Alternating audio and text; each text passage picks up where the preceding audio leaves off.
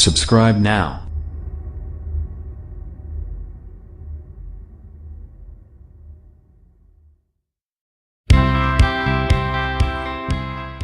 More and more smartphone vendors are jumping on the rugged device bandwagon, which isn't surprising as competition in this arena is still sparse, while profit margins are healthy given the higher retail prices these handsets usually carry.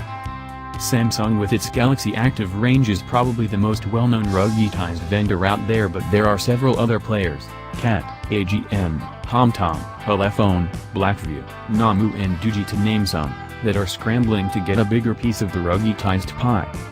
The latter has just released a new flagship model called the S60, not to be confused with the CAT S60, the LS60 or the Lenovo S60, which couldn't have been more stereotypically designed.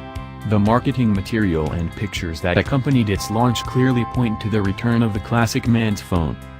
The S60 is available in black, gold or silver, and the manufacturer even came up with special Game of Thrones edition versions, essentially having quotes from the popular TV series written on the back.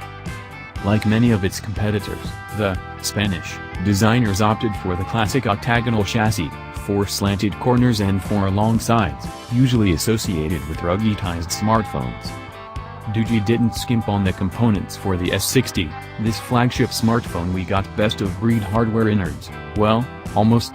It packs one of the most powerful SoCs available outside of Qualcomm's stable, the MediaTek Helio P25, backed with 6GB of premium LPDDR4 memory and 64GB of Samsung-sourced flash memory for storage. The camera sensors are Samsung and Sony sourced as well. The rear 21-megapixel model can only record in Full HD despite the MediaTek P25 CPU supporting 4K.